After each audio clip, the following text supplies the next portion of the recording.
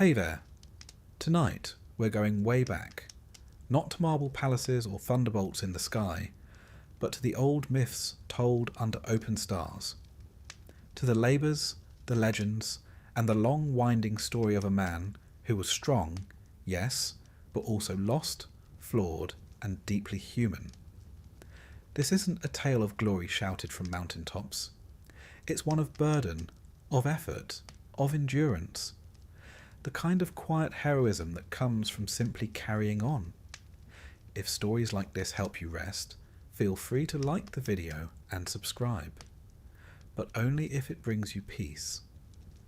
And let me know in the comments where you're listening from, and what time it is. There's something strangely comforting about seeing all the places where these quiet stories reach. So, dim the lights. Settle in. Let your thoughts slow. And let's begin at the beginning of a myth that somehow still matters. Let us begin gently with a tale as old as temples and twilight, one nestled in the fold of myth, embroidered with the silk of ancient superstition, and dusted lightly, as ever, with the fingerprints of mortal confusion. This is the story of Heracles, or, if you're partial to the Roman stylings, Hercules. But let us not rush.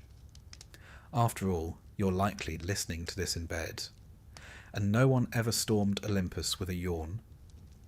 Our tale begins not in the heavens but on earth, in the city of Thebes, though even that name carries the usual haze of mythological vagueness. There, a mortal woman named Alcmene lived. She was of noble blood, patient temperament, and, crucially, married. Her husband, Amphitryon, was away at war, which in Greek mythology was always a bit like leaving the windows open in a thunderstorm. Something unexpected was bound to sneak in. Enter Zeus, or rather, descend Zeus, king of the gods. Storm-wielding, beard-flowing, nymph-pursuing Zeus, whose marital fidelity could best be described as conceptual. Now, Zeus had taken a liking to Alcmene, not because she sought divine company, but because she didn't. And as Greek myth goes, that was practically an invitation. Zeus disguised himself as Amphitryon, returning from war a bit earlier than scheduled, and spent the night with Alcmene. He even stretched the night into 3, manipulating time as only a thunder god can, which seems excessive even by divine standards. Alcmene, unsuspecting, believed it was her husband, and thus the seed of a demigod was planted. The next morning, the real Amphitryon arrived. Understandably, Alcmene was confused. Amphitryon too was puzzled when she congratulated him on their romantic evening, which he hadn't yet had. Eventually, the truth unravelled like a poorly spun thread, and the whole affair, as one might expect, upset quite a few people. But none so much as Hera. Ah yes, Hera, Queen of Olympus, wife of Zeus. Long-suffering, sharp-eyed, and understandably furious, though rarely at the correct target. Her fury was rarely levelled at Zeus himself. Instead it fell upon the women he pursued and the children born from these celestial indiscretions. And in this case, it fell squarely upon the unborn Hercules. Now let's pause for a moment of historical context. The Greeks believed their gods were not omnipotent in the way later religions framed divinity. The Olympians had strengths, yes, but also failings, pettiness, jealousy, and a distressing lack of conflict resolution skills. They were, in essence, a divine soap opera, and Hera played her role with unmatched theatrical flair. When Hera learned of Alcmene's pregnancy, she did not simply fume in silence. No, she sought to prevent Hercules' birth altogether. she persuaded her daughter Eileithyia, the goddess of childbirth, to delay the labour indefinitely. Alcmain, poor woman, was stuck in a loop of eternal contractions, an agonising magical stalemate. Fortunately, her servant Galanthis tricked Eileithyia by shouting that the child had been born, startling the goddess into loosening her spell. And thus Hercules entered the world. From the very beginning, he was no ordinary child. For one, he was enormous. Infant Hercules was said to have the strength of many grown men and the appetite of a small army, a rather inconvenient combination in a nursery. Hera, still determined to ruin his existence, devised another plan. One day, she sent 2 serpents into his cradle. Presumably, she hoped for a quiet assassination. But the infant, as the myth goes, grabbed one snake in each hand and strangled them. When his nurse returned, she found him gurgling contentedly, the serpents hanging limp like discarded toys. This story is one of the earliest recorded in the Hercules cycle, and it appears in vase paintings and early classical literature. One amphora from around 520 BCE shows Hercules gripping the snakes with exaggerated ease, while spectators stand aghast. Scholars suggest the tale served a dual purpose, entertaining the masses and illustrating divine strength from the very cradle.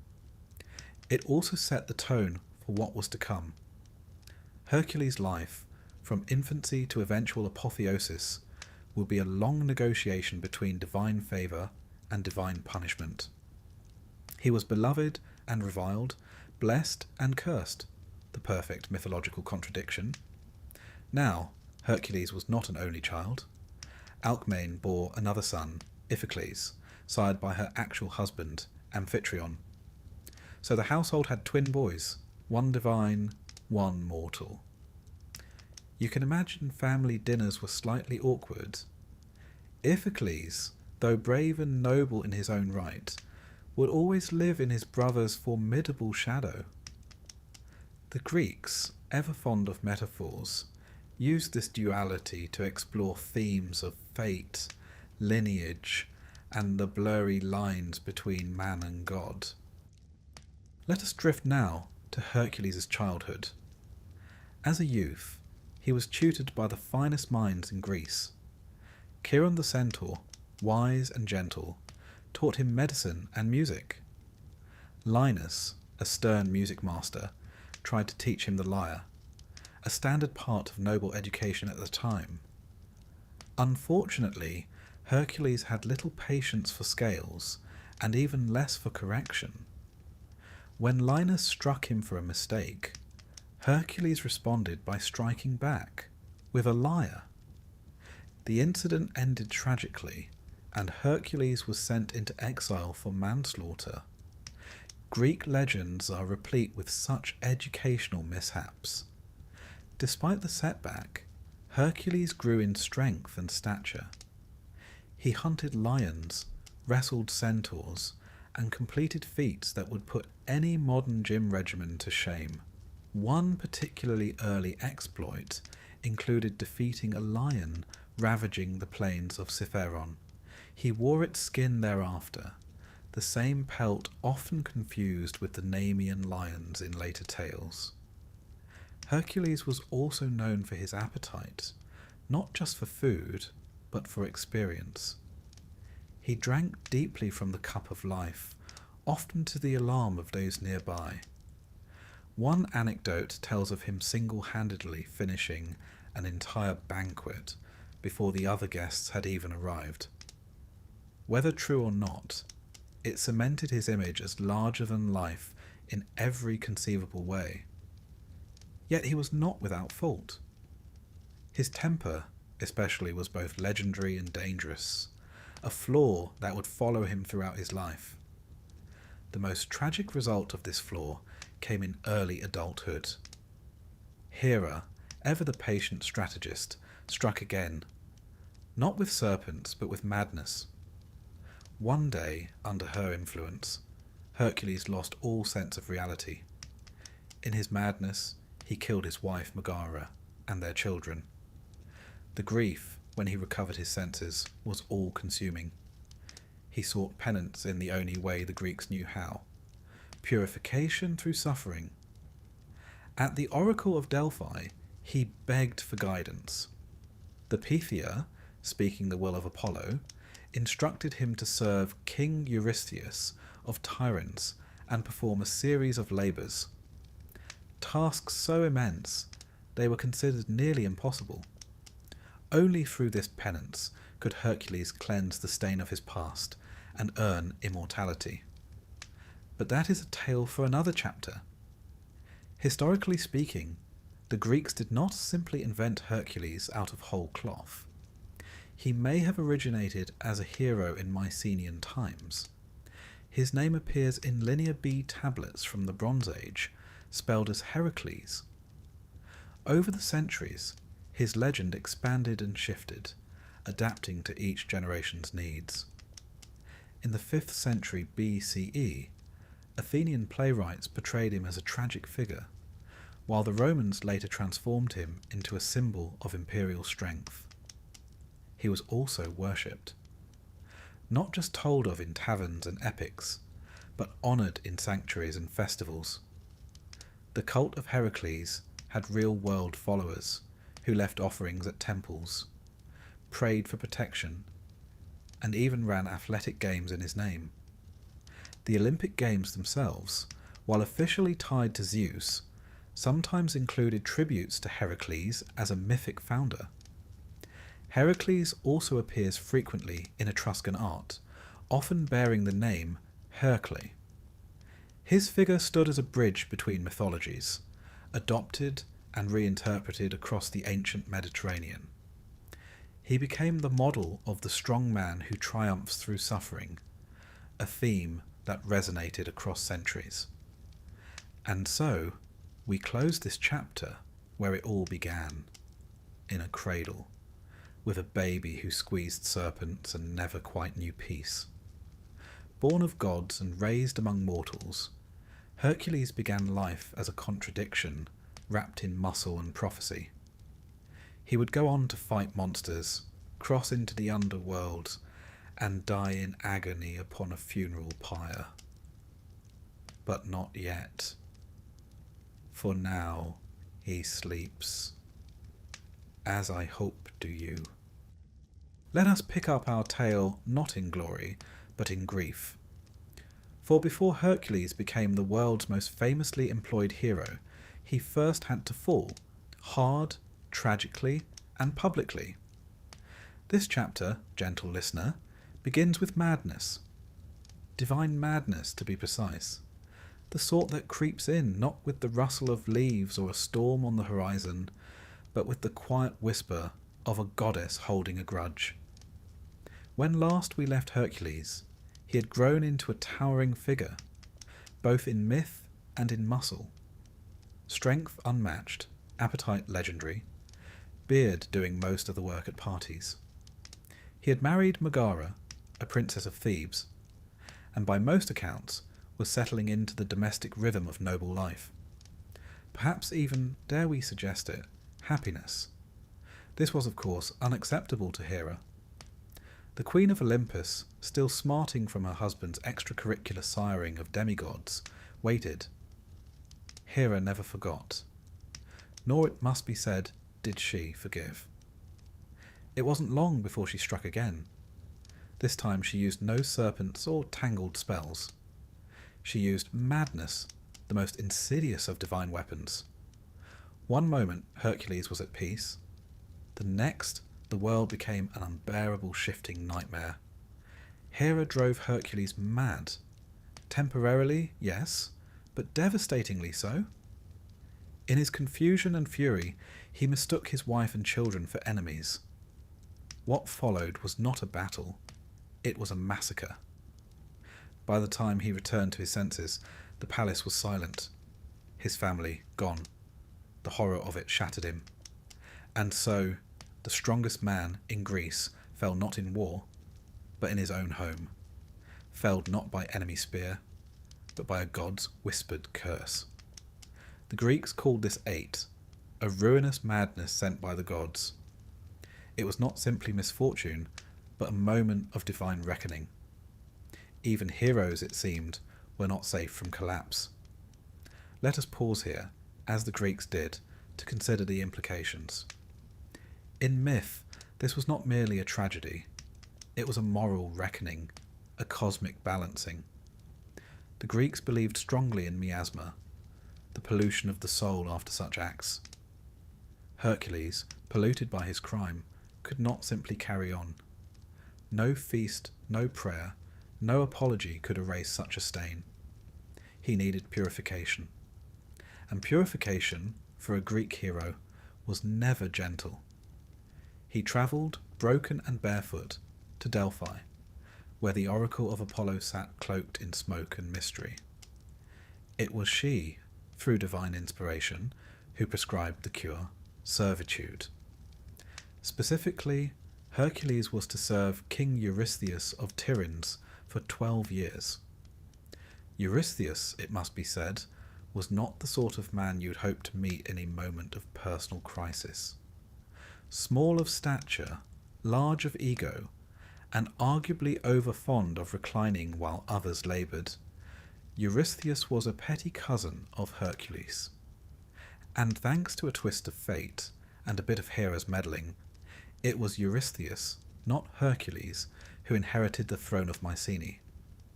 Being tasked to serve this particular man was a humiliation in itself. But that was the point. The Greek idea of catharsis, of cleansing, was not about dignity. It was about humility, suffering, and the slow climb back toward honour. And so, the 12 labours were born. But before we catalogue those feats of might and misery, let us linger here just a bit longer. Because this chapter, this fall into madness, is foundational. It tells us that Hercules was not merely a brute force character. He was a man who had erred deeply, who had suffered consequences, and who had to earn his place, not through birthright, but through ordeal. Megara, by the way, is a figure often lost in the shadow of her husband's legend. In some versions, she was spared the slaughter, living in exile, or retreating to her father's kingdom. In others, her fate is final. Greek mythology, true to its oral tradition roots, is not a single narrative but a tapestry, frayed, knotted, and rewoven across generations. Heracles' crime appears in Euripides' tragedy Heracles, a dark and powerful play that explores not only madness but the crushing aftermath. In it, Heracles returns from the underworld only to find that his family has been threatened by a tyrant. He saves them, only to be struck mad by Hera, slaughtering those he just rescued. When he awakens, he contemplates suicide. It is his friend Theseus who persuades him to live, not as a god, but as a man who must endure. This theme, endurance, is key. Greek heroes were not saints. They were not meant to be. They were instead mirrors of human struggle writ large. Courage wasn't the absence of failure. It was the willingness to rise again after falling. And what of Hera? It's tempting, of course, to cast her as the villain, and in the context of Hercules' life, she certainly seems antagonistic. But Hera's wrath, too, has context. In a world where divine men chased mortal women with alarming frequency and no consequences, Hera's fury is a kind of divine protest. Misplaced, yes. Misguided, certainly. But also perhaps the only weapon available to a queen in a court of thunderous egos. The theme of divine madness as a tool of punishment runs deep in Greek thought. Even outside mythology, historical accounts reference dreams, visions, and sudden frenzies as forms of divine intervention. In this case, Hera weaponizes the very fabric of Hercules' mind, not merely to destroy his family, but to force him into a lifelong cycle of guilt and redemption. There are visual echoes of this moment in ancient Greek vase art. A particularly striking red figure crater from the 5th century BCE shows Hercules in a wild, almost ecstatic frenzy. His face distorted, weapons flailing, surrounded by fallen forms. Scholars debate whether it depicts this episode, but the intensity of emotion, the divine storm within, is unmistakable. His descent into madness also invites comparisons with other mythic figures. Ajax the Great, for instance, another hero who succumbs to madness and slaughters livestock, believing them to be his enemies. When he realizes the truth, he takes his own life. But Hercules, for all his suffering, chooses the harder path, to live. After his consultation at Delphi, Hercules submitted to his fate. The next 12 years of his life would be defined not by his lineage, nor by his ambitions, but by his obedience to a cousin who couldn't have lifted his lion pelt if he tried. The irony would not have been lost on the Greeks. It was meant to sting. Hercules was not sent to war or handed a sword. He was given a list. The labours that would follow, slaying, fetching, cleaning, capturing, each came with its own trap, its own sting in the tail. Some were meant to humiliate, others to kill, and all of them were intended to break him. But we're getting ahead of ourselves. There is, in fact, a faint but curious echo of this structure in modern literature and cinema. The hero who falls, the self-imposed exile, the slow path to redemption. From Arthurian knights to Shakespearean kings, from comic book titans to tragic anti-heroes, the blueprint is still there. And it begins so often with a fall not from battle, but from within. Even in early Christian traditions that emerged later, echoes of Hercules' arc can be found. The notion that redemption is earned through suffering, that strength lies not only in might, but in submission, in endurance, in service. Hercules' later worship often emphasized this redemptive arc.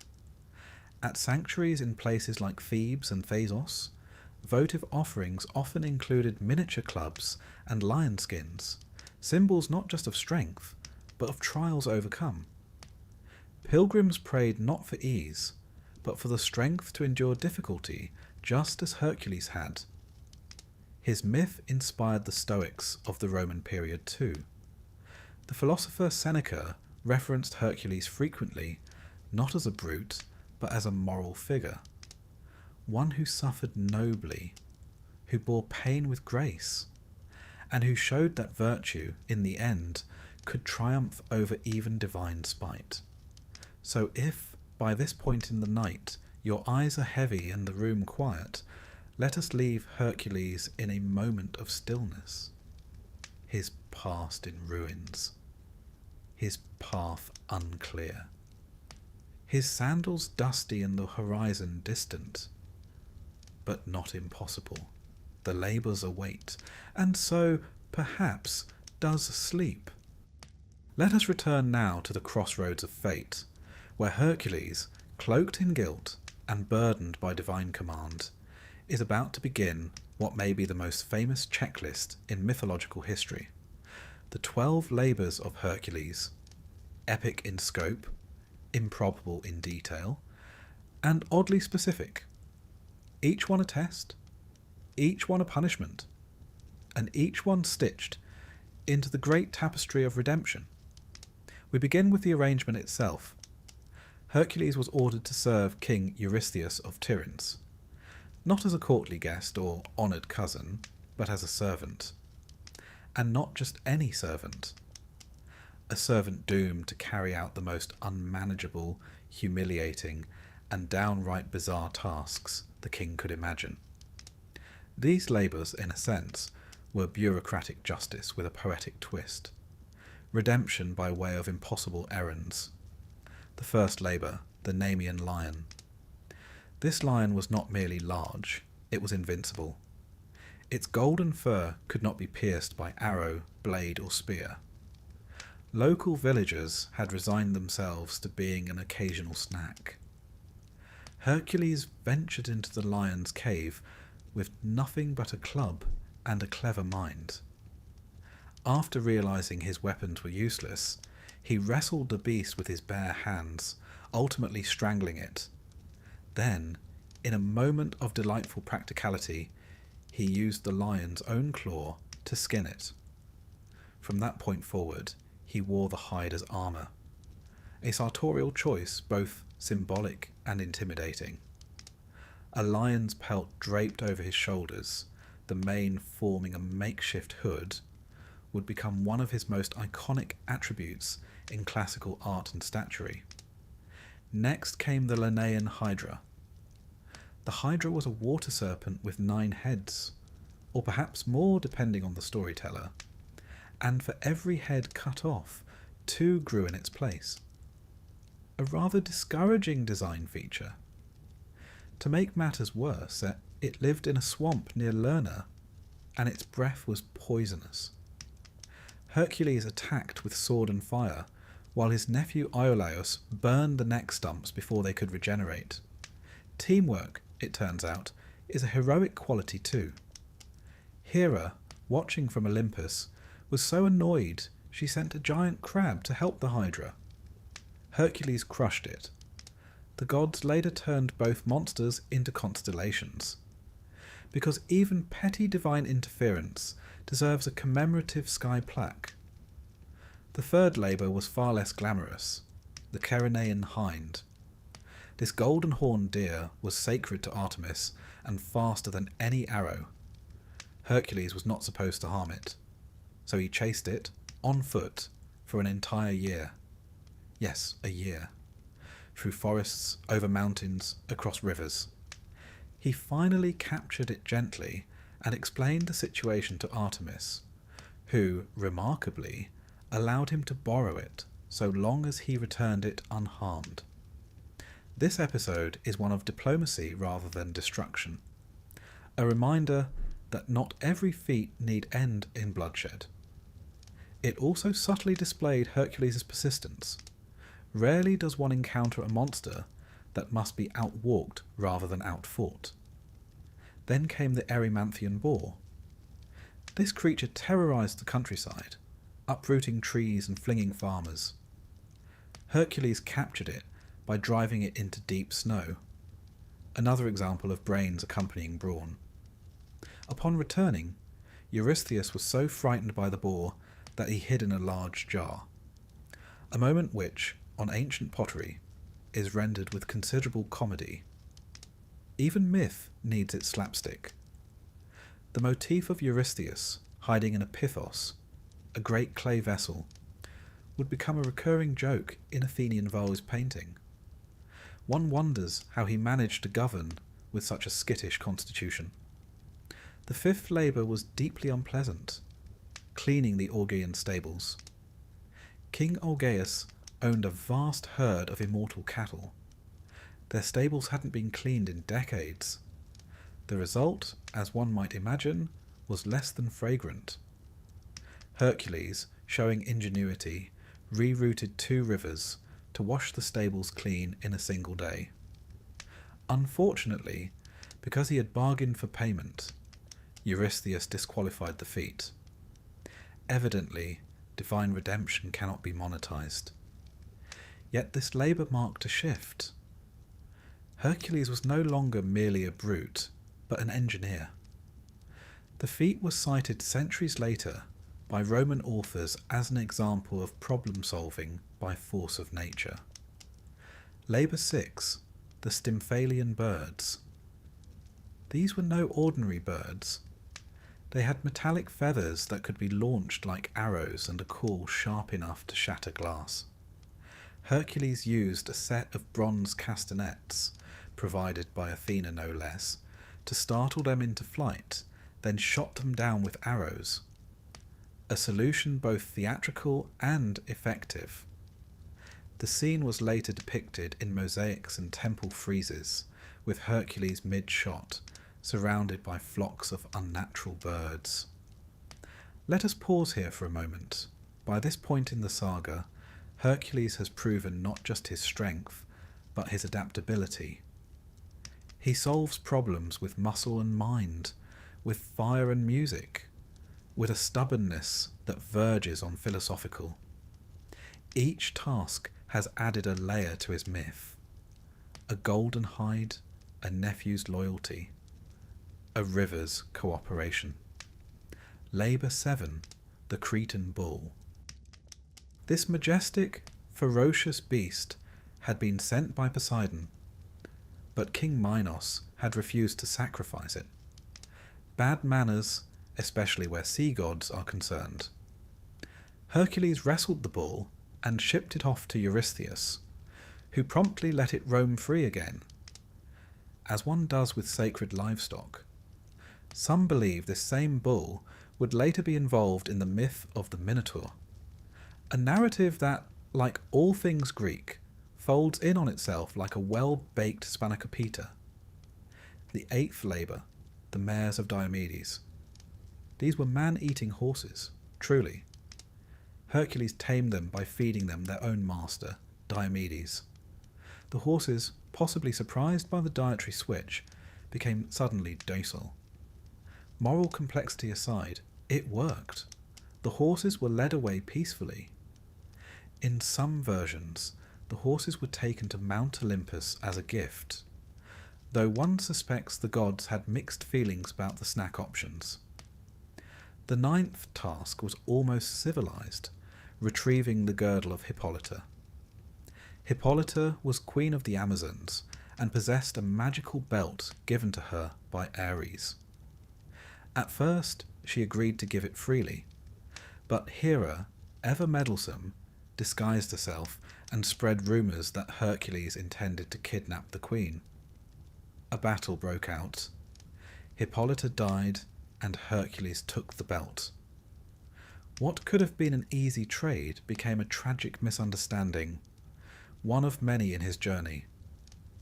The Amazons in turn became a recurring foil in Greek tales, both feared and admired, warriors from a world where power wore a different face. The 10th labour, the cattle of Geryon. Geryon was a 3-bodied giant who lived at the western edge of the world. Hercules had to travel beyond the known world, perhaps as far as Iberia, and retrieve the cattle. Along the way he built the Pillars of Hercules, modern-day Strait of Gibraltar, to mark his journey. He slew Geryon, stole the cattle and crossed the desert. At one point, annoyed by the heat, he shot an arrow at the sun. Surprisingly, the sun god Helios admired his boldness and gave him a golden cup to sail across the sea. One wonders how many sun gods today reward good archery with nautical gear. It's the kind of myth that walks the line between grandeur and absurdity, perhaps intentionally so. The 11th task, the apples of the Hesperides. These golden apples were guarded by nymphs and a dragon. Hercules did not even know where they were. He sought the help of Prometheus, then persuaded Atlas to retrieve the apples while Hercules held up the sky in his place. When Atlas tried to shirk his burden permanently, Hercules tricked him into taking it back. A rare moment where strength alone would not do. The weight of heaven, it seems, requires a little cunning. In artistic depictions, Hercules is often shown literally holding up the firmament. No small feat, even for someone who once strangled a lion with his bare hands. And, at last, the 12th labour, capturing Cerberus. The 3-headed hound of Hades was the gatekeeper to the underworld.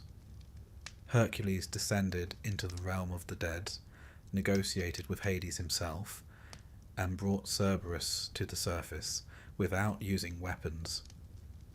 Once presented, the fearsome creature was returned to the underworld as agreed. This task, crossing into death and returning again, elevated Hercules beyond mortal boundaries. He was no longer just a hero. He was now a figure who had faced death and emerged, snarling companion in tow, to complete his penance. With this final act, Hercules' labours came to an end. 12 tasks, each monstrous in its own way. Together they formed a mythological resume unmatched in antiquity. But more than that, they served a purpose. In completing them, Hercules purified himself, not only of his crime, but of his rage, his pride, and his grief. He had done the impossible not once, but a dozen times. And through it all, he grew not only as a hero, but as a figure worthy of worship. In ancient Greece, these tales weren't just stories. They were metaphors for life's struggles, its messes, its monsters, its misunderstandings. And Hercules, through blood and cleverness, showed that even the cursed can find redemption. His labours became a common reference in classical oratory, especially among Stoic philosophers. They pointed to his struggles as allegories for mastering passions and enduring hardship. The Roman poet Seneca even argued that Hercules' immortality came not from his divine parentage, but from his moral perseverance. Each labour wasn't just a feat, it was a facet of character. And so, by fire and blood, by river and sky, by lion and lyre and labyrinthine task, Hercules emerged transformed. Still flawed, still fated, but no longer fallen. So if your eyes are growing heavy, and your breath has slowed, rest easy, knowing that even the strongest among us must sometimes clean a stable, or chase a deer through the woods for a year. Strength, after all, is not just in the arm, but in the will to continue.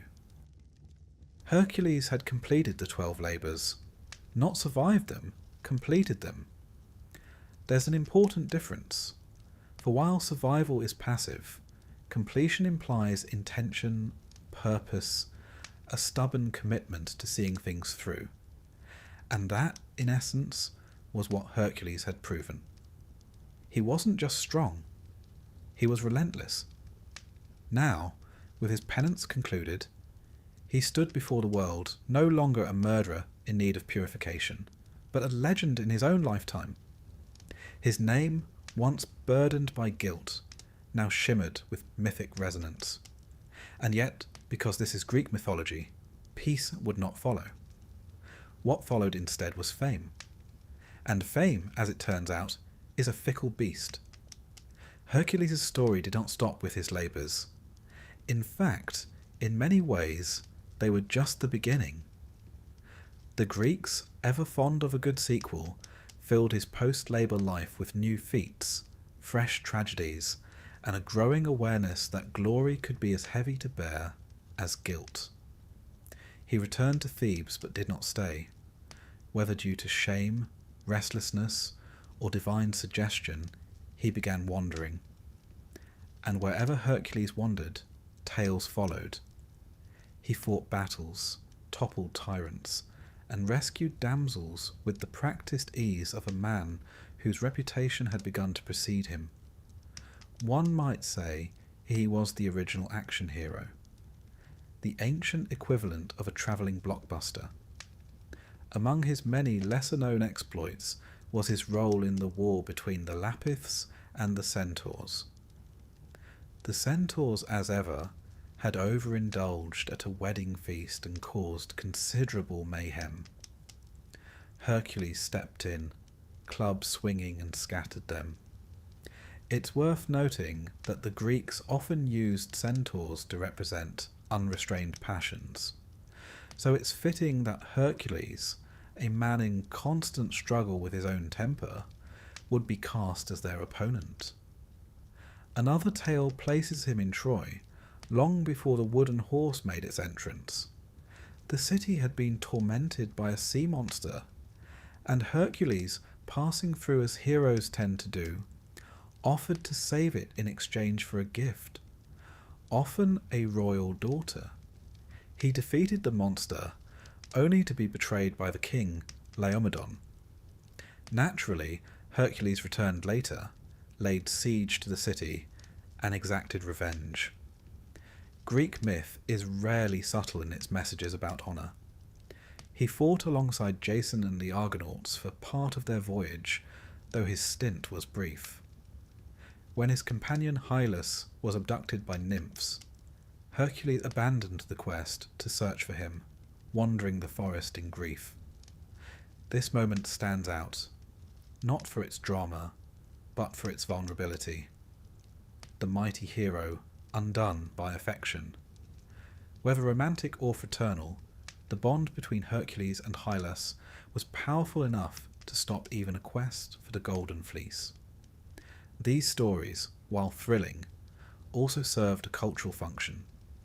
They filled in the mythic landscape. Hercules wasn't confined to a single location or epoch. He was pan-Hellenic, claimed by many cities, worshipped in diverse forms. His image adorned temples in Boeotia, Argos, and even Sicily. He appeared on coins, in statuary, and in countless amphorae, usually mid-swing, lion pelt flapping, beard blowing gallantly in the breeze. One story, often overlooked but particularly rich in symbolism, tells of Hercules challenging the river god Hercules for the hand of Deianira. Hercules, capable of changing form, battled Hercules in various monstrous guises. At one point, he became a bull. Hercules, unimpressed, snapped off one of the bull's horns. That horn became the cornucopia, the horn of plenty, a symbol of abundance and fertility. So not only did Hercules defeat a shape-shifting river, but he accidentally invented the most festive table decoration in history. In another tale, he rescued Prometheus, yes, the Titan himself. Bound to a rock by Zeus for stealing fire and giving it to mankind, Prometheus suffered the daily torment of an eagle feasting on his liver.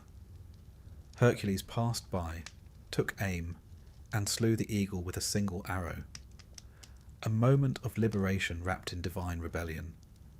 That one gesture reconciled Heracles with the Titans, made him a saviour of human ingenuity, and subtly positioned him not just as a servant of the gods, but as one willing to defy them for a just cause. But as his fame grew, so too did the complexity of his relationships. Fame has a tendency to invite envy, misunderstanding, and political entanglement, especially when gods are involved. Consider his time with Omphale, Queen of Lydia. Yes, a queen. And yes, Hercules served her. According to the myth, he was punished once again, this time for killing a guest. A serious breach of Xenia, the sacred law of hospitality. As penance, he was sold into servitude and bought by Queen Omphale, who had him perform domestic duties. He dressed in women's clothing while she wore his lion skin. To the Greeks, this story was both humorous and unsettling. It inverted expectations. The mighty Hercules, embroidering with silken thread. But perhaps that was the point. Greek myth often plays with dualities, man and beast, god and mortal, masculine and feminine. Hercules' time with Omphale was not just comic relief. It was a challenge to his identity. Could a man be strong and still submit? Could a hero, known for his violence, find value in humility? In some versions the answer is yes. In others, it's simply another anecdote, one that kept Athenian playwrights well employed. Then there were his marriages. Hercules was not monogamous by nature or by myth. After Megara, he married several more times, Deianira being the most famous of his later wives. But before we arrive at the final tragic union, it's worth mentioning one of his most tender stories, his rescue of Alcestis. Alcestis was the wife of King Admetus. When Admetus was fated to die young, she volunteered to die in his place. Hercules, arriving unaware of the household's grief, was appalled to learn what had happened. In a rare display of pure compassion, he descended to the underworld and wrestled death itself, Thanatos, until Alcestis was released. No labours, no orders. Just a hero choosing, for once, to do good for goodness' sake. He is also credited with founding cities, establishing festivals, and laying down the roots of culture wherever he went. Some Roman sources claim he established the worship of Zeus in Iberia. Others say he dug wells, built roads, and taught people how to train horses. The line between myth and civic propaganda blurs, as it so often does. Hercules became both a god of strength and a symbol of order, ironically, for someone whose early life was defined by chaos. Even the gods continued to interact with him. Athena remained a frequent helper, and Apollo, with whom he once quarrelled over a sacred tripod, eventually reconciled with him. That quarrel, by the way, ended with Zeus hurling a thunderbolt between them, a divine "enough, boys." Temples sprang up in his honour, festivals were held in his name. The Heraclea, a series of games and rites, took place in many Greek cities, and even later the Romans would adopt him as Hercules Victus, a patron of strength and military conquest.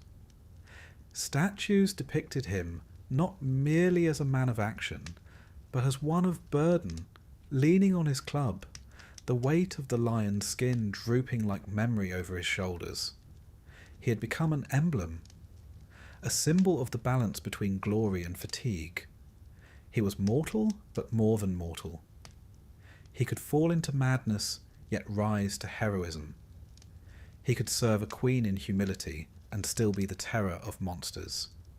His legend grew not because he was perfect, but because he wasn't. He contained contradictions. He contained us. And still, Hercules was not finished yet. The great arc of his story was still curving toward a final, fateful crescendo. The tragedy of Deianira and the poisoned robe, of love turned lethal, awaited. And beyond that, a funeral pyre, and the stars. But those, dear listener, are for another night. For now, let us linger in this chapter of wandering and renown. Let us rest beside the road with the hero, sit beneath an olive tree, and feel the dust of his journey still warm upon the breeze.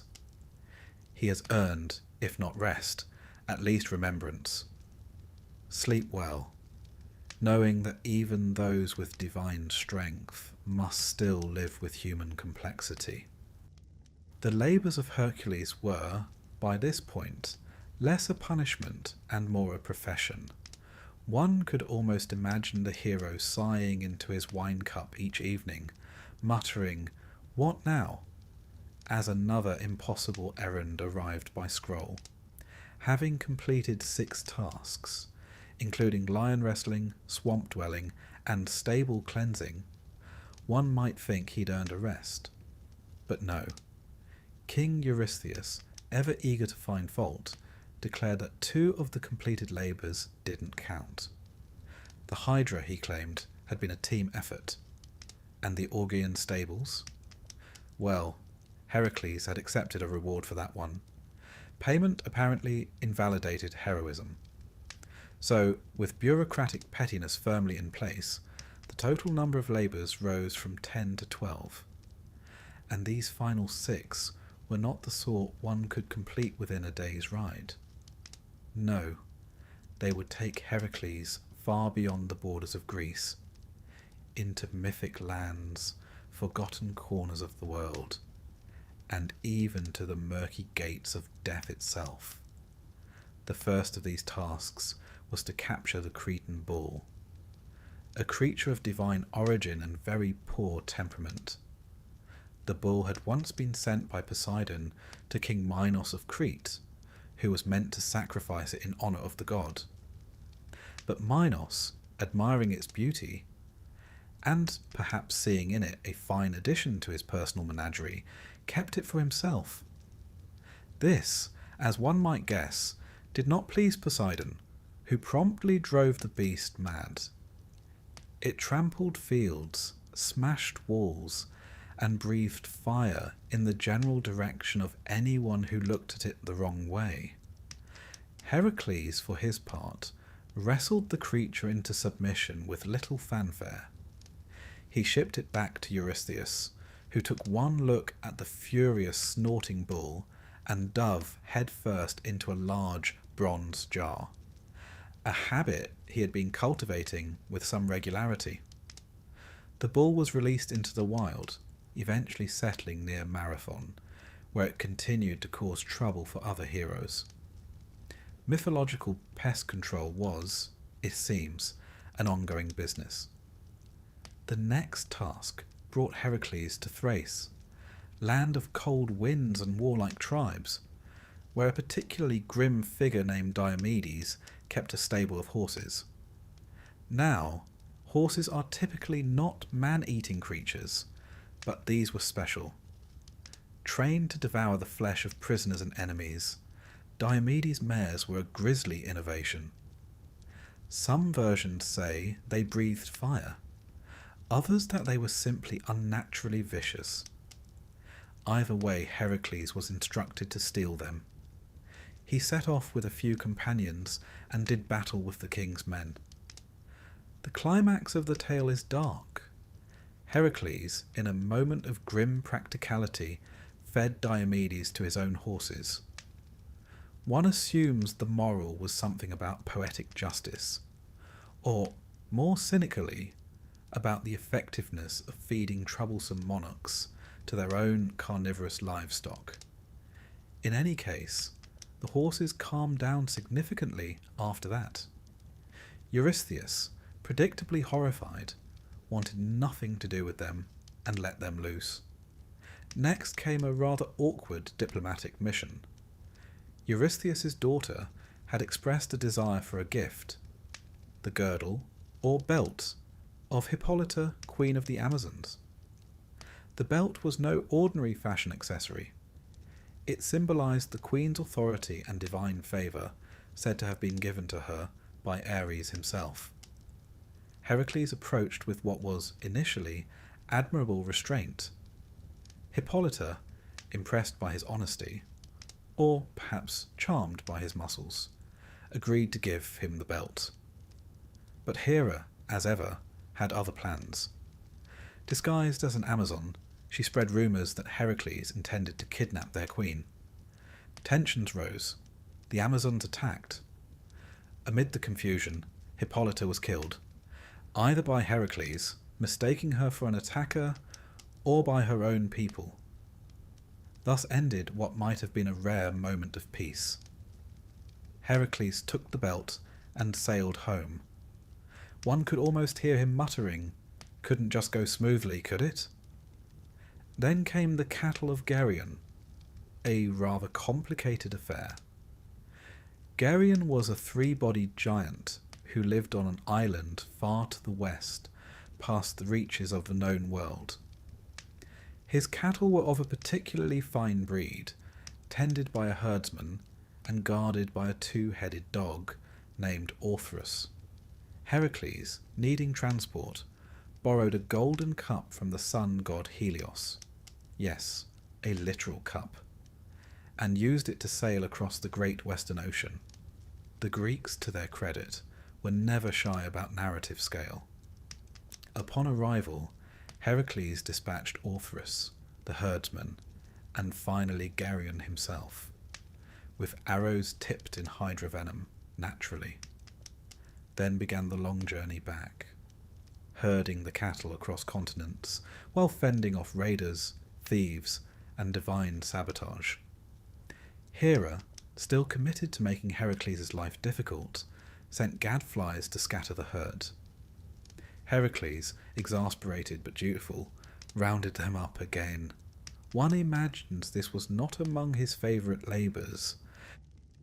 The penultimate trial took Heracles to the fabled garden of the Hesperides, a paradise at the edge of the world, where golden apples hung from trees, grown as a wedding gift from Gaia to Hera. These apples were not for snacking. They symbolized immortality and were guarded by a serpent with 100 heads named Ladon, as well as the nymph daughters of the evening star. Heracles didn't know where to find this place, so he did what any mythic hero would do. He found a sea god, wrestled him into submission, and demanded directions. Eventually, he sought out the Titan Atlas, who stood at the edge of the world holding up the sky. Heracles offered to take the burden, just for a little while, if Atlas would be so kind as to fetch the apples.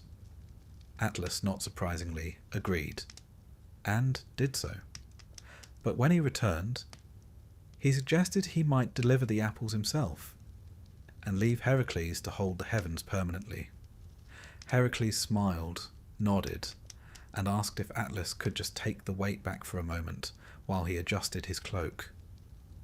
The Titan obliged. Heracles handed over the burden and walked off with the apples. Never underestimate a man who's fought a hydra, cleaned divine stables, and negotiated with immortal skybearers. He's learned a trick or two, and then the final task, one last labour. Heracles was told to descend into the underworld, not metaphorically, but literally, and return with Cerberus, the three-headed dog who guarded the gates of Hades. Unlike his other tasks, this one involved no theft, no slaying, no deception. He had to ask for permission.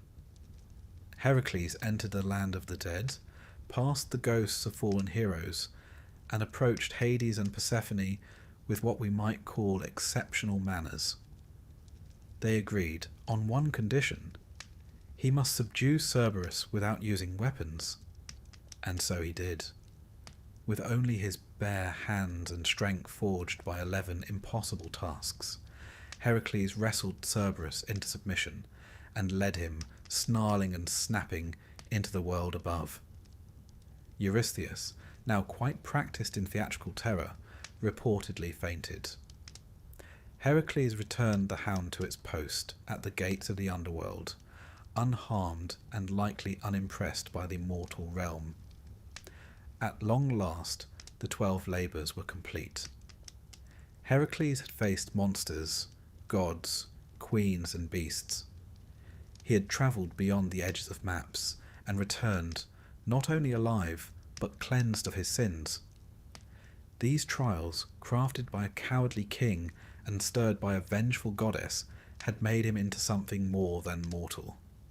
His name would echo through temples, amphorae, epic poetry, and, eventually, Saturday morning cartoons.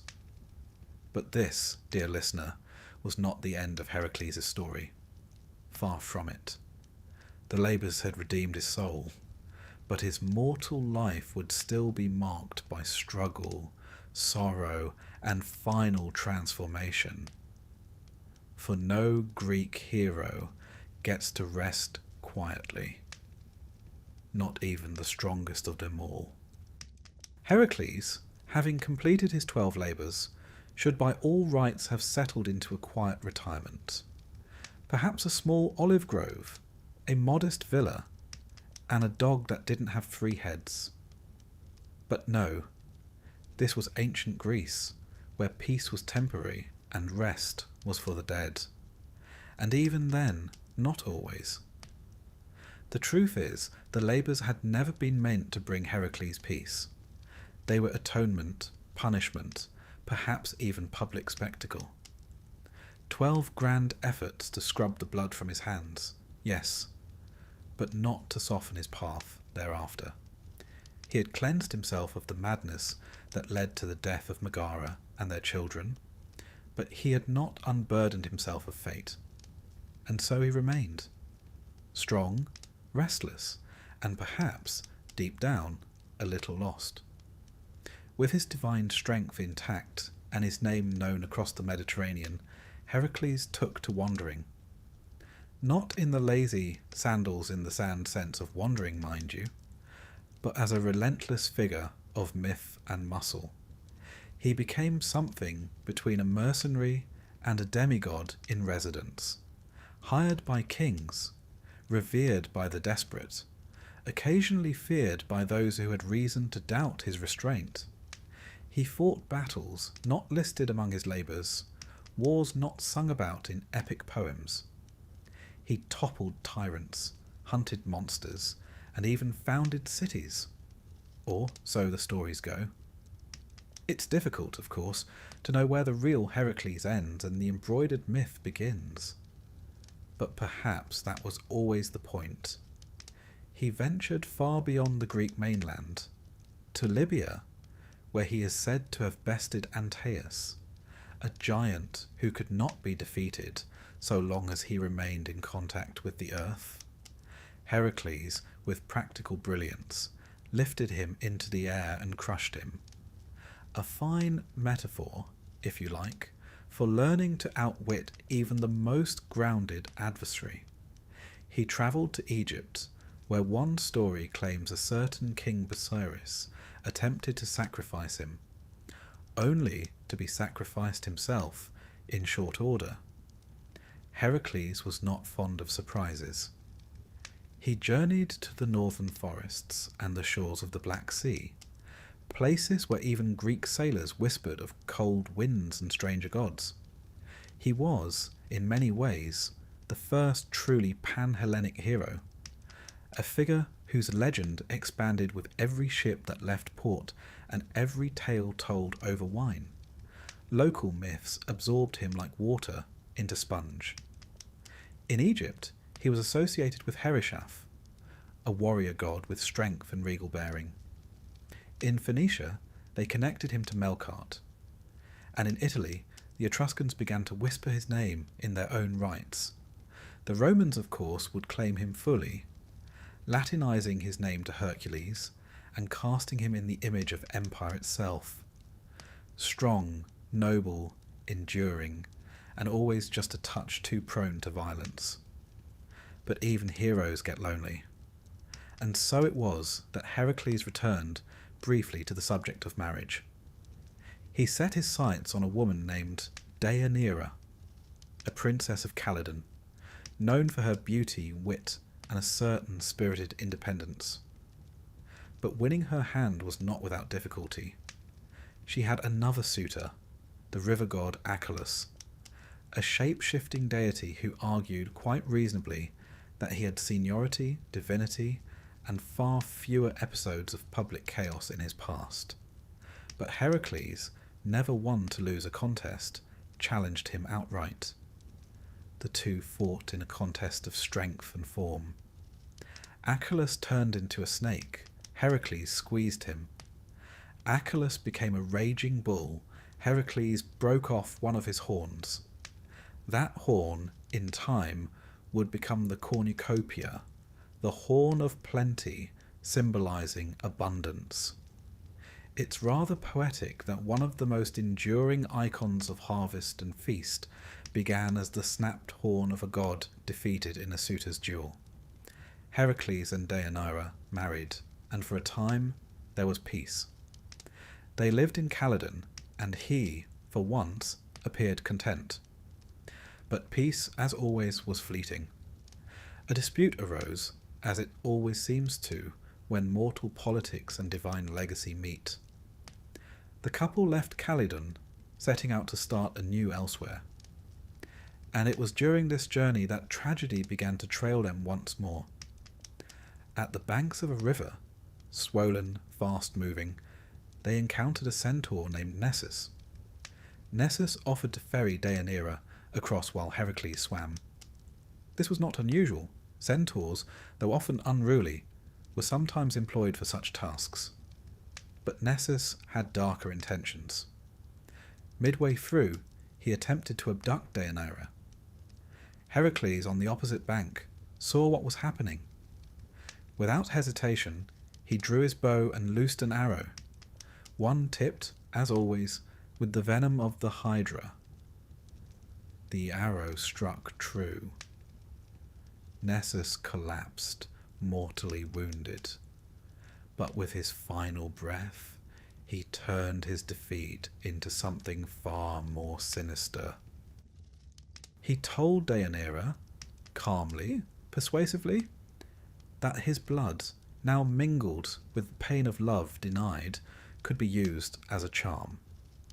If ever she feared Heracles might stray, a robe soaked in this blood would bind his heart to hers. It was a lie, of course. The blood was now tainted with the lethal venom that had killed so many beasts before him. But she believed him. Years passed. The couple settled elsewhere. Heracles resumed his heroic wanderings, performing feats, receiving honours, and, occasionally, as with the young Princess Iole, letting his admiration show perhaps a bit too openly. Deianira, hearing whispers of his interest in Iole, panicked, not with anger, but with sorrow, and the kind of desperation only love and insecurity can brew. She remembered Nessus's words. She prepared a robe, as he had instructed, soaked in his blood, and sent it to her husband. Heracles, ever trusting, donned the gift. The moment the cloth touched his skin, it began. A pain unlike any he had known, and that is saying quite a lot, considering he had once hauled the sky on his shoulders.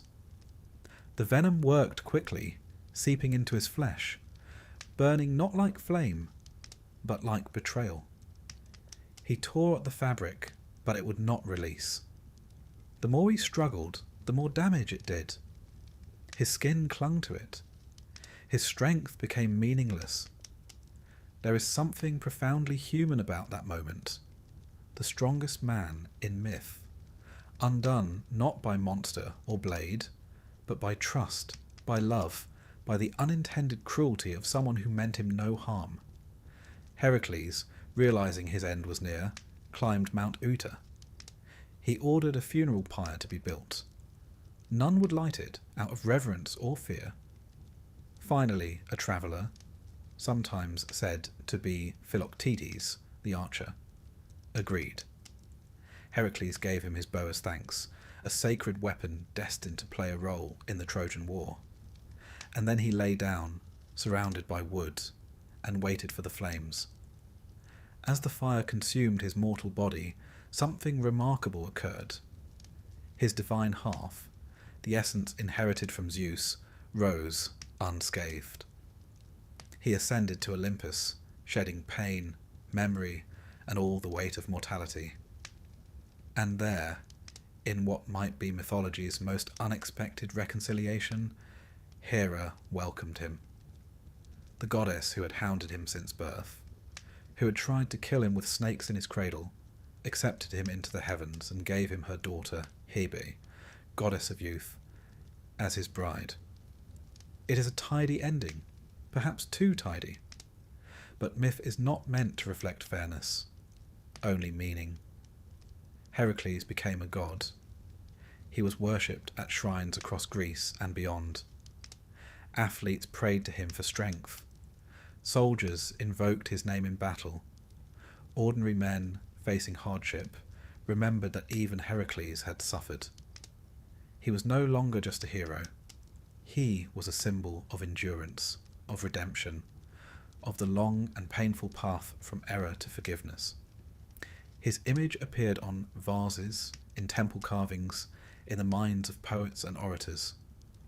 The Romans gave him temples. The Byzantines, later, would reinterpret him. And even today his story echoes. In comic books, in muscle-bound heroes on silver screens, in metaphors about impossible labours and the strength to carry on. For Heracles did not simply fight monsters. He fought himself. His impulses, his rage, his guilt. And in the end he emerged, scarred, burned, perhaps even a little wiser, but at peace, Not all heroes are crowned in olive leaves. Some are crowned in flame. Some find heaven not through purity, but persistence. And so we leave him, not on the pyre, not in Olympus, but somewhere in between, still walking, perhaps, in the twilight lands of memory. Still a figure of strength and sorrow, of justice and error. His labours are done. Yours, dear listener, are too. Close your eyes and sleep. The story of Heracles, one might think, had reached its divine conclusion. He had been granted immortality, welcomed to Olympus, and wed to Hebe, goddess of eternal youth. A fitting ending for a life stitched with pain, muscle, and flame. But Greek myth has never been particularly good at letting things lie. Even gods are restless, it seems. And though Heracles had ascended, stories of his deeds on earth continued to ripple outwards like aftershocks from a long-forgotten quake. You see, the Greeks did not confine their heroes to neat narrative boxes. They allowed them to stretch, to contradict, to reappear. And so Heracles, though now divine, remained curiously involved in mortal affairs. His cults grew. His adventures were expanded upon. Entire cities claimed his presence. And in many places, he was more than remembered. He was still active, a hero who, despite his apotheosis, never quite stopped moving. This chapter, then, is not a single tale. It's a patchwork of lesser-known stories, drifting between myth and cult, between whispered legends and formal ritual. Heracles the Errant, a god who could never quite stay put. To begin with, there is the curious matter of Heracles and Prometheus. Prometheus, as you may recall, had a rather unfortunate time after stealing fire for humanity. Zeus, in a mood perhaps best described as eternally displeased, chained him to a rock in the Caucasus Mountains. There, an eagle, large, persistent, and presumably quite satisfied with its career choice, devoured his liver daily, only for it to grow back again each night. This was divine punishment, with a certain gruesome poetry to it. And then one day Heracles came along. No grand motive is given. He was simply passing through, as gods and heroes often do in these tales, and found Prometheus still bound, still bleeding, still waiting. Heracles, ever practical, took up his bow and shot the eagle. Just like that. One arrow, then he broke the chains. Zeus, surprisingly, allowed it, perhaps moved by the heroic gesture, or perhaps simply tired of the entire affair. It is a striking episode. Heracles, the mortal turned god, liberating the titan who had championed mankind. Two rebels, meeting briefly at the edge of myth, one lifting the burden of the other. It's the kind of tale that doesn't roar. It hums. Quietly, persistently. Not long after, Heracles found himself embroiled in another conflict, this time against a certain King Laomedon of Troy. The king, as kings often are in Greek myth, was both proud and dishonest. He had promised Heracles a reward, horses, to be specific, if the hero would rescue his daughter Hesione from a sea monster. Heracles, of course, obliged. He slew the creature, saved the girl, and then was promptly told that the reward would not, in fact, be given. This was a mistake. Heracles returned later with an army, sacked the city, and killed Laomedon. In the chaos, he handed Hesione over to her choice of suitor. She picked Telamon, Heracles' comrade. Together they would become ancestors to Ajax, one of the greatest heroes of the Trojan War. Thus Heracles, inadvertently and indirectly, helped set the stage for a conflict at Troy, not by prophecy or divine manipulation, but by getting cheated out of some horses and deciding quite reasonably that he had better things to do than accept royal ingratitude. Another tale, less dramatic but no less telling, takes place in the land of Lydia. Here, Heracles entered into a curious period of servitude. He was, according to legend, sold as a slave to Queen Omphale. The reasons for this vary. Some say it was punishment for a murder, not his first nor his last. Others suggest it was a kind of penance, enforced by the gods to teach humility. What's more interesting is what happened during this period. Omphale, unlike most Greek queens, was not content to let a demigod stomp about smashing things. She put him to work, and not in the usual Heraclean fashion. He was made to do spinning, weaving, domestic chores. In some versions, she even dressed in his lion skin and carried his club, while Heracles wore her clothes and jewels. Now, one could view this as comic inversion, and certainly ancient vase painters had a field day with it. But there's something more here. A softening. A hero stripped of his tools, his temper, his public image. A glimpse of the man beneath the lion hide. Or perhaps, more accurately, a suggestion that heroism need not always roar. Sometimes it simply folds laundry. It's a reminder, too, of the Greek fascination with role reversal, with flipping the expected order of things, if only to see what happens. Omphale, strong and shrewd, ruling over the strongest man in myth. Heracles, still formidable, submitting not out of weakness, but out of something almost like curiosity. And then there were the small interventions. Tales too minor for epic, but too persistent to vanish. He helped the Argonauts, in some versions, though he did not complete the voyage. He was present at Calydon, though the spotlight was mostly on Meleager and the famous boar. He trained warriors, advised kings, and occasionally settled scores that no one else could. In Boeotia, he was said to have founded the Olympic Games, though that honour is also claimed by Pelops and even Zeus himself. Still, Heracles' presence at Olympia became fixed in the cultural imagination. Statues of him adorned the gymnasia. Wrestlers poured libations in his name before matches. He was not just remembered, he was present, invoked in the sweat and struggle of athletic glory. And in the Roman world, he was reinvented again. Hercules, as the Latin tongue called him, was no longer a rough-edged, guilt-haunted wanderer. He became a civic hero, a builder of temples, a protector of roads, a patron of trade. Merchants prayed to him for safe passage. Soldiers marched under his image. Emperors draped themselves in his iconography. Even Marcus Aurelius, the philosopher-emperor, admired him, writing of strength and endurance in tones that echo the Heraclean model. But this was a different Heracles, polished, politic, smiling in marble. The raw, impulsive man who had once burned on a pyre was now a mascot of virtue.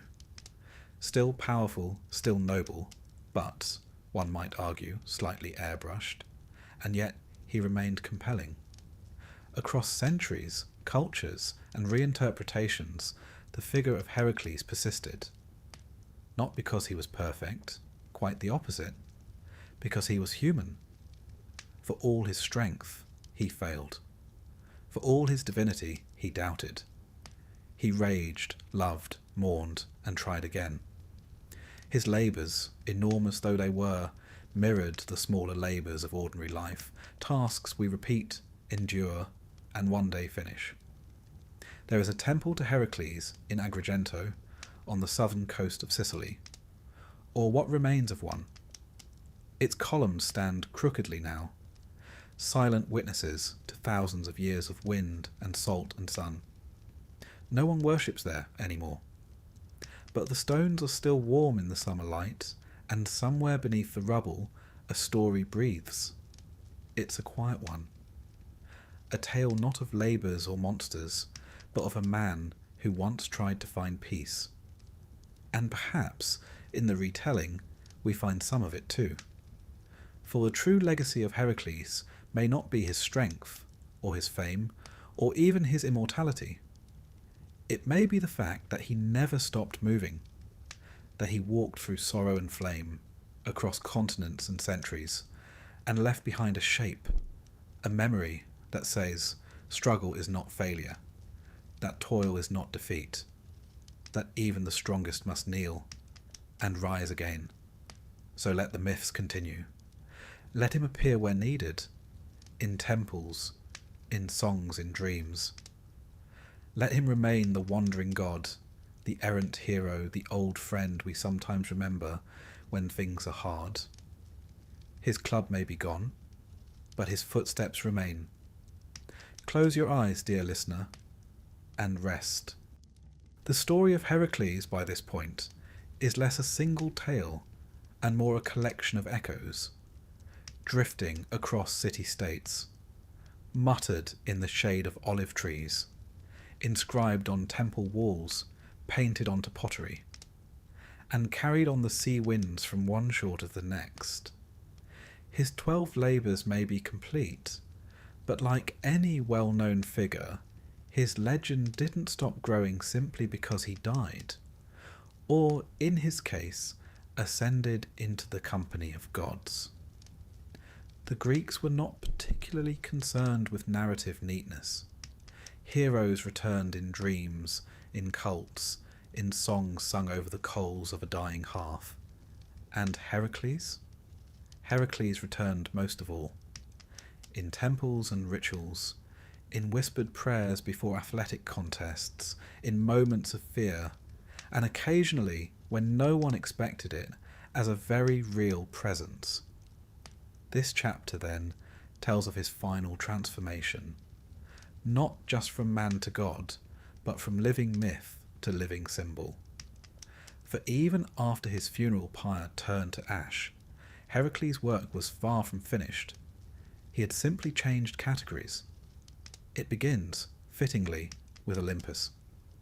When Heracles arrived on Olympus, his mortal flesh seared away, his divine half risen, there must have been, one imagines, an awkward silence.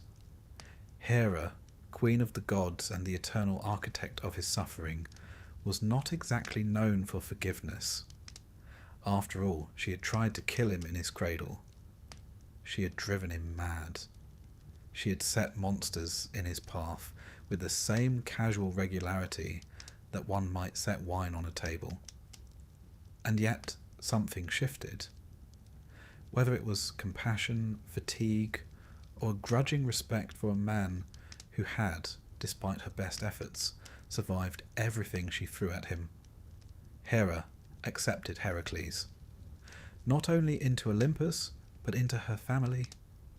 She gave him her daughter Hebe, goddess of youth, as a bride, and just like that, the old antagonism dissolved. Perhaps not into love, but at least into ceremony. The marriage of Heracles and Hebe served a symbolic purpose. He, the champion of mortal endurance. She, the personification of immortality. Together, they represented a kind of harmony, the triumph of human effort rewarded by divine favour. On Olympus, Heracles was a strange fit. Most of the gods lounged, plotted, or occasionally meddled with mortals for sport. Heracles, however, was a man of action, a creature of motion. Even among immortals, he was restless.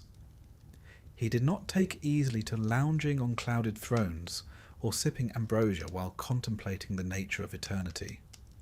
And so, unsurprisingly, he continued to intervene. There are stories of Heracles descending from Olympus to aid in battles. He appears to help heroes, to guide kings. to judge wrestling matches. His status was complicated. Not quite God, not quite ghost, not quite memory, but always there. In parts of Greece, especially in places like Thebes and Argos, Heracles was not just worshipped, he was invited. Shrines were built for him, sacrifices were made, and more unusually, rites were performed to call him down, to ask him to attend. These were not mere devotions, they were invitations for the god to return, to walk again among men, to protect them in moments of trial. One such rite, known as the Heracleia, was celebrated annually in many city-states. It commemorated his death, his burning, and his rebirth. Unlike most festivals for the gods, which emphasized their power and perfection, the Heracleia was about pain and triumph, about the long, scorched road to redemption. His cult grew, and with it, stories multiplied. Some claimed that Heracles now sat among the stars, his lion-skin cloak glittering in the firmament. Others said he walked the roads in disguise, helping travellers and punishing the wicked. And others still, especially the philosophers, began to see him not just as a figure of strength, but as a moral example. The Stoics in particular adored Heracles. To them, he was the embodiment of virtues, the Roman virtue of strength through discipline. Here was a man who had suffered, who had endured hardship after hardship, and who had chosen action over complaint, duty over despair. To live like Heracles was not to be invulnerable, but to be resilient. One philosopher, Musonius Rufus, once said that a man ought to strive for the same strength of character as Heracles, not the lifting of weights or slaying of beasts, but the courage to do what was necessary even when one's soul trembled. In this way, Heracles became a bridge, not only between man and God, but between body and soul, between myth and philosophy. He became a kind of spiritual exercise, an ideal of suffering made meaningful by perseverance. The Romans, never ones to let a good god go to waste, adopted him wholeheartedly. They transformed Heracles into Hercules Victor, Hercules the Conqueror, a patron of soldiers, travellers, and merchants. Temples were raised to him in Rome, most notably the Round Temple in the Forum Boarium, where people came to pray for success in business and battle alike. Roman emperors adored the comparison. Commodus, that volatile and theatrical emperor, fancied himself a reincarnation of Heracles. He fought in the arena, dressed in lion skins, and had statues made in his image. It was, admittedly, not subtle. Others were more restrained. Marcus Aurelius, the philosopher-emperor, spoke often of endurance, and though he didn't claim descent from Heracles, the ideals he preached, calm, resolve, ethical action, echoed the Heraclean model in quieter tones. And so, over centuries, Heracles transformed again. He was a hero, then a god, then a symbol. A tale told to children, a prayer whispered by athletes, a statue softened by the rain. His strength remained, of course, always the club, the lion skin, the impossible biceps. But each strength began to mean something different. It wasn't just about violence or victory. It was about surviving, about the patience to carry burdens, the courage to atone, the strange grace of starting again. His image changed with the times. The early Heracles was wild-haired, wide-eyed, a man more beast than god. Later, in the Hellenistic age, he was shown older, heavier, more contemplative. Still strong, but now weary. A god who had known pain, a hero who had wept. And through all this, his labours were never forgotten. Artists returned to them again and again: the lion, the hydra, the stables, the apples. Each one became a metaphor: challenges to be overcome, trials to be endured, personal monsters in mythic disguise. They were painted onto drinking cups, etched into stone, told over and over at dinner parties and temple gatherings and public games. Not because they were entertaining, though they certainly were, but because they held something timeless, a structure, a promise, that if Heracles could do it, perhaps we could too. Not slay monsters necessarily, but endure the things life throws at us: grief, doubt, fatigue, shame, and emerge still walking, still trying, still ourselves. By the time Christianity began to rise in the Mediterranean world, Heracles had already faded somewhat from daily worship. The temples grew quiet, the sacrifices stopped, but the memory remained, and in curious ways it was absorbed. The image of a suffering saviour, carrying burdens not his own, descending to the underworld and rising again. One needn't stretch too far to see the shadows he cast across later sacred narratives. Even today, he's still with us. In the gym, where men and women push their limits under posters of muscled heroes. In literature, where flawed protagonists strive for redemption. In philosophy, where we are reminded that virtue is not born in comfort, but forged in fire. And in bedtime stories, where strength and sorrow dance side by side. Heracles, it seems, has never truly left. He simply changes shape. One day a statue, one day a star, one day a voice in your head telling you to get up and try again, even when everything aches. His labours are complete, but ours, in a gentler, quieter way, go on. So, rest now, dear listener. You've carried enough for today. And tomorrow. Well, tomorrow we face our own lions. But tonight you sleep. The name Heracles began as a whisper in the hills of ancient Greece, perhaps around a fire, or beneath the columns of a small local shrine. But it did not stay there. It travelled.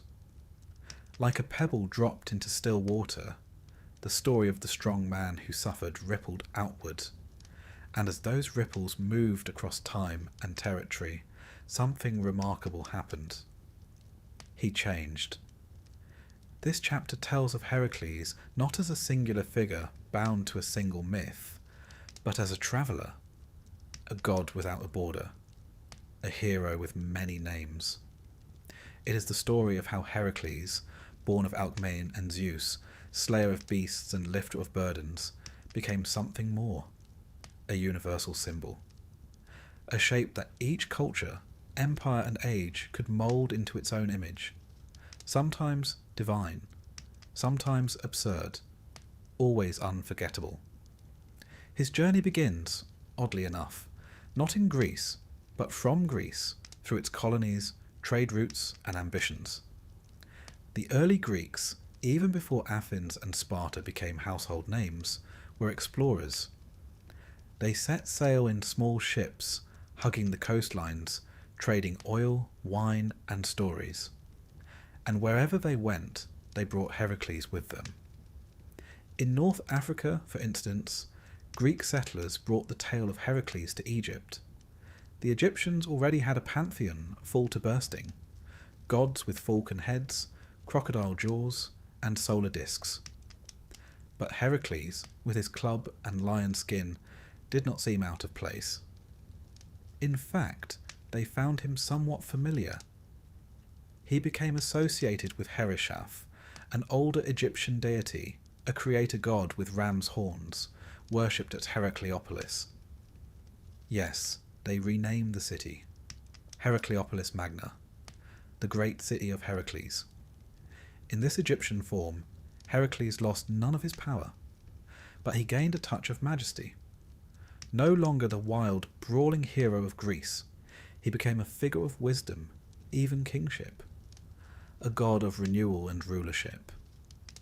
It is always fascinating to watch how cultures, when handed the same myth, choose to interpret it not by its original logic, but by their own need. In the East, among the Persians and later the Indians, the Greeks introduced him as part of their imperial storytelling. After Alexander the Great swept across the known world, from Macedonia to the Indus River, he brought with him not only armies, but iconography, coins bearing the lion-headed visage of Heracles, temples with columns shaped like clubs. In India, some scholars believe Heracles may have influenced, or been conflated with, figures such as Vishnu or Krishna, particularly in the Greco-Bactrian kingdoms where Hellenic and Indian cultures overlapped. In Gandhara art, that haunting fusion of Greek realism and Buddhist serenity, we sometimes find figures who look suspiciously like Heracles, guarding stupas, standing beside bodhisattvas, lion skin slung casually across their shoulders. He had, it seems, become a guardian of thresholds, a protector, no longer wrestling monsters in the swamps of Argos, but keeping watch at the edge of enlightenment. And then there is the West, the Roman West, where Heracles truly reached his second life.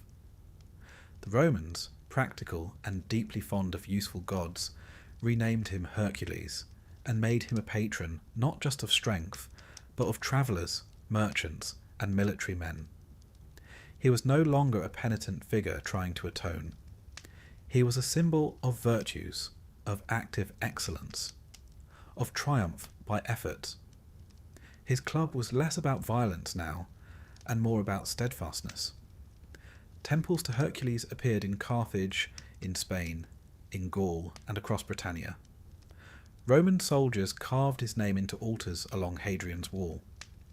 Even as far north as the Rhine and Danube, his story endured, a Mediterranean hero now clad in the mist of barbarian lands. He was not just a god, but a tool of empire. His labours became metaphors for imperial conquest. Just as Heracles had tamed the wild world in his myths, the boar, the lion, the stables, so too did Rome imagine itself taming the wilderness beyond its borders. But beneath the grandeur, Hercules still retained his complexity. Romans told jokes about him. They painted him in taverns, sometimes drunk, sometimes asleep, sometimes wrestling pigs instead of giants. He became, oddly enough, a figure of affection, more human than many of their distant, aloof gods. In Hispania, modern-day Spain and Portugal, Heracles was said to have founded Cadiz. The Pillars of Hercules, those two mythical rocks on either side of the Strait of Gibraltar, marked the edge of the known world. Non plus ultra, they said, nothing further beyond. A neat reminder that even the strongest man in legend had limits. And then, perhaps inevitably, Heracles passed into story. As the Roman Empire waned, Christianity rose. And like many pagan figures, Heracles was gently repurposed, not entirely discarded, but no longer worshipped. In medieval texts, he appeared not as a god, but as a cautionary tale. A strong man, yes, but one undone by pride, or lust, or wrath. The same traits that once made him heroic now made him tragic. Still, he would not disappear. In the Renaissance, that great rebirth of classical knowledge, Heracles came roaring back. Artists painted him with glowing skin, rippling muscles, eyes cast upward in stoic determination. Writers invoked him in Latin verse. Philosophers used him to argue for the nobility of struggle. Michelangelo sculpted him. Rubens painted him. In Florence, he became a civic symbol. The the strong man who defends the city from chaos. A very localized Hercules, you might say, complete with Florentine fashion and political nuance. In the 18th century, Enlightenment thinkers adopted him again, this time as a symbol of reason triumphing over superstition. The Hydra became ignorance. The stables became the corrupt institutions of church and state. The metaphor evolved, but the shape remained. And then, in the 20th century, something altogether different happened. Hercules went to Hollywood. He was played by bodybuilders, by Italians in sandals, by the occasional animated demigod with a singing satyr for a sidekick. He appeared in comics, in cereal commercials, in gym names. His strength became a marketing tool, his labours a convenient plot device. And yet, even there, beneath the muscle, the cheese, the fanfare, something of the old Heracles remained. He was still flawed, still funny, still, in his way, trying to do the right thing. He became whatever each era needed. A god in Egypt, a hero in Rome, a saintly sufferer in Byzantium, a cartoon in California. His adaptability is his power. Not just his strength, but his resonance. The way he fits into every age because he is, at heart, not just divine, but recognisably human. A man who made mistakes, who lost his temper, who regretted things, who tried to fix them, who sometimes succeeded and sometimes didn't. In this way, Heracles has become not just a myth, but a mirror. We see in him the best of us, and, at times, the worst. We see the burdens we carry, and the hope that we might one day put them down. We see the struggle, the exhaustion, the final rest. So when we say Heracles around the world, we are not merely mapping the places he touched. We are tracking the ways he continues to matter. In philosophy, in art, in quiet metaphors we don't always realise we're using. To call someone Herculean is to name them strong, yes, but also determined, dogged, capable of facing the thing no one else will face. And that, perhaps, is the truest legacy of all. Not the temples, not the films, not the myths carved in fading marble, but the idea that strength is not about being untouched by hardship, but about facing it anyway, quietly, relentlessly, kindly. So wherever you are tonight, be it under electric light or ancient stars, know that the man who once wrestled giants now waits gently in your story too. And maybe, when things feel too heavy to lift, you'll remember him. And try anyway. Rest now, listener. The world can wait. The next labour begins in the morning. Tonight, you sleep. Stories end, but not all at once. Some fade gently, like candlelight at the bottom of a glass. Others echo for so long they forget how to stop. And some, a rare few, keep walking long after the last sentence has been spoken. Hercules, or Heracles, as he was first named, is one such story. He began, as many Greek heroes did, in contradiction. Part god, part man. Born of an illicit affair between Zeus and a mortal woman. Hated by the queen of the gods before he could even speak. Loved by many, feared by more, and tasked with redeeming himself through deeds so difficult they have never been forgotten. We followed him through it all. The snake in the cradle, the labours that pushed the edge of the world, the moment of madness, the wrestling matches with river gods and monsters and grief itself, the poisoned robe, the flames, the ascent, the uneasy peace. But even after 10 chapters and thousands of words, the question lingers. Why does he endure? Not just in temples and textbooks, not just in the pages of epic poems or the flickering frames of Saturday morning cartoons, but in us. Why is Hercules still here? in our metaphors, our gyms, our dreams, our quiet inner dialogues. It is not, I think, because of his strength. Strength is everywhere in myth. Titans held up the sky. Cyclopes hurled boulders. Achilles was swift. Odysseus was clever. Theseus was brave. But Heracles was different, not for what he could do, but for what he had to do.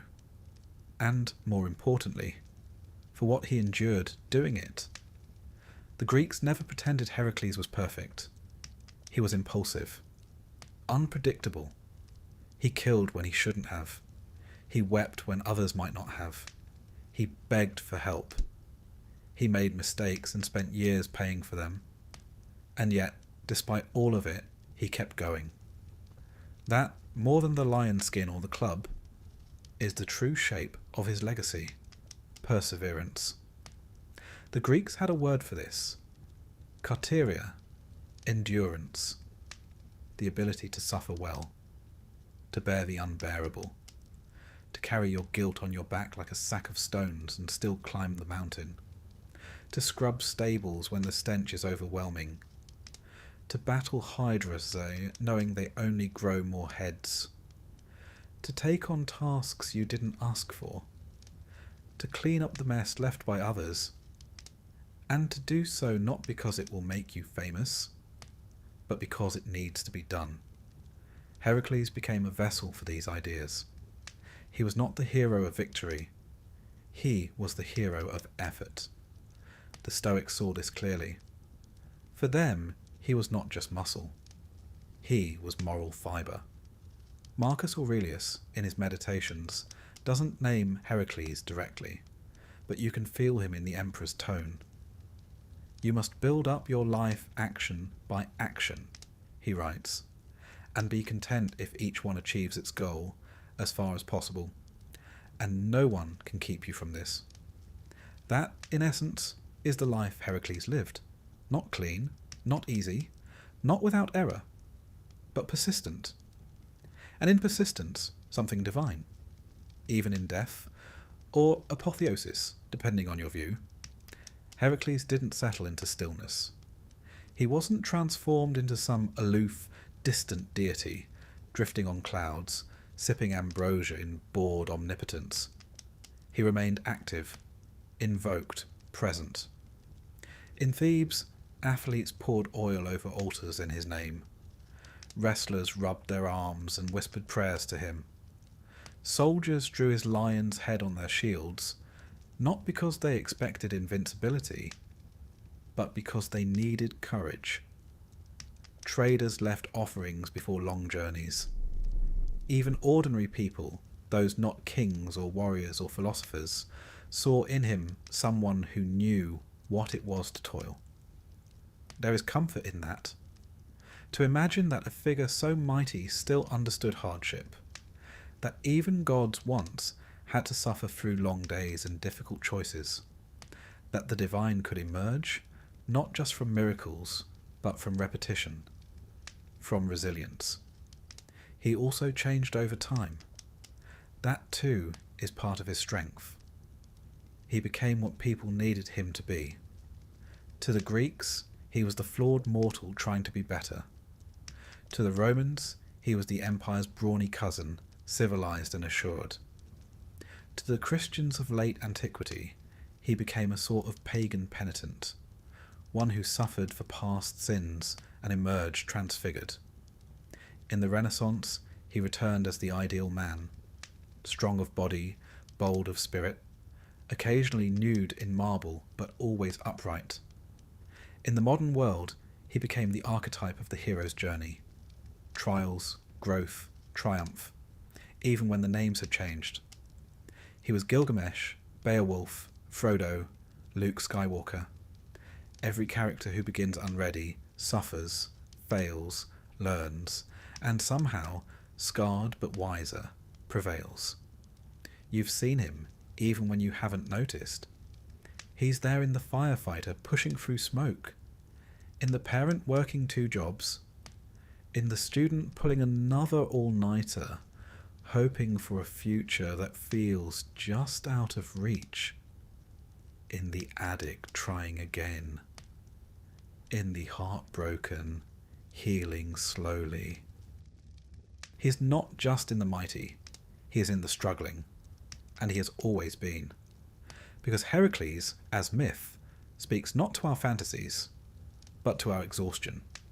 He tells us, yes, it is hard. Yes, you have made mistakes. Yes, you are tired, but go on anyway. Do the next labour. Wrestle the next beast. Clean the next stable. Try again. And if you fail, well, even Heracles failed sometimes. The ancient Greeks, for all their dramatics, understood this quietly.